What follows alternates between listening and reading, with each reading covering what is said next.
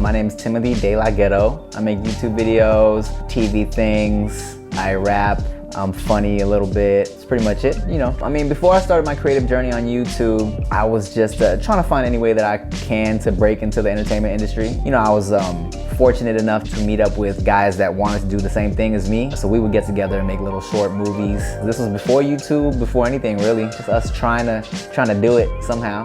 My interest in acting and performing always just kind of came from me as a little kid. Like, I loved making people laugh, and I was like always the class clown in school. I was always in like the musicals. I just like fun vibes. I mean, I also feel like me being an only child kind of helped just mold my personality and my creative process, because I was just always playing by myself, just trying to find things to entertain myself. I was always drawing, trying to create something. Little weird little boy watching TV all day, trying to emulate what I saw on TV.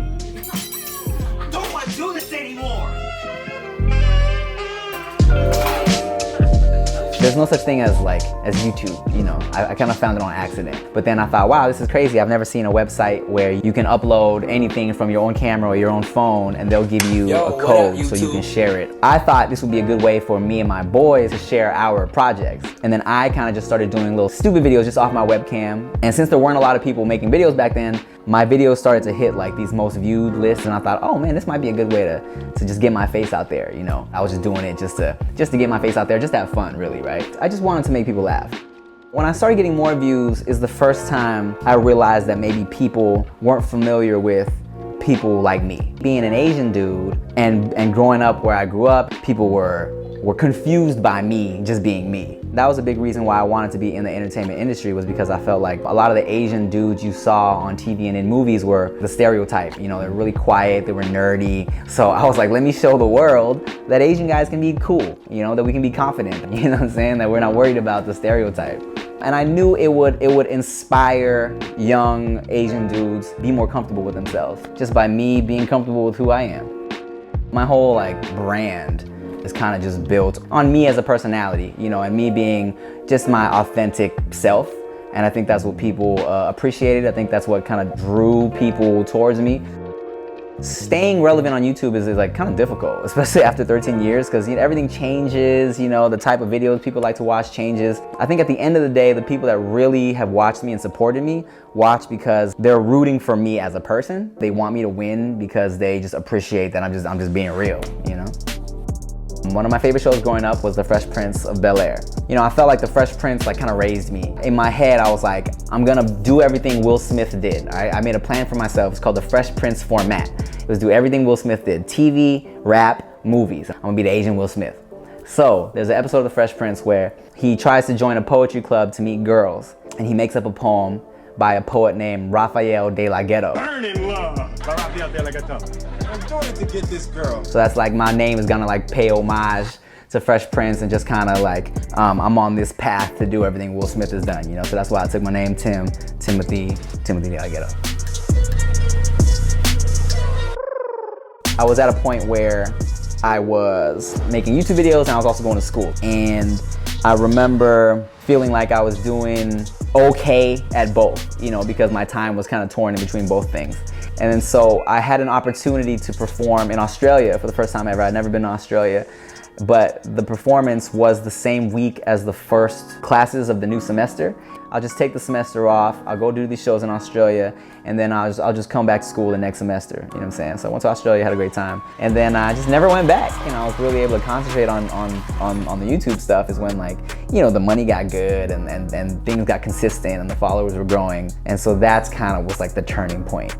I'm really still trying to break through, I feel. You know, YouTube has been good to me. I've been in it for over 10 years. I've made a good living, but I still feel like I have things I want to do. The struggle is, can I really express myself creatively the way I want to and still deliver what people want from me? In my head, I'm like, if I did the stuff that I really wanted to do, will my audience be as receptive to this? You know, when you're inconsistent, you run a risk of turning off your audience. Helping me to become the Black Panther. Superman, hardworking, so cute, so The handsome. leap is being confident enough to take that step without worrying about where you're going necessarily. People always ask me how does it feel to be living your dream? I never looked at it as a dream.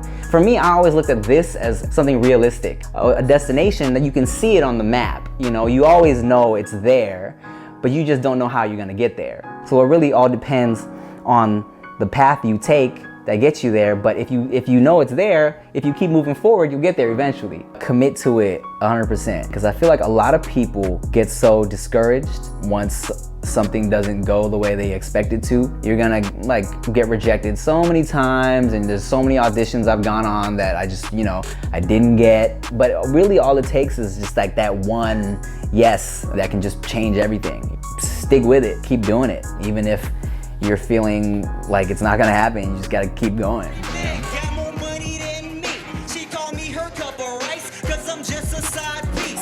Why waste time doing something you're not happy with? Why not just try?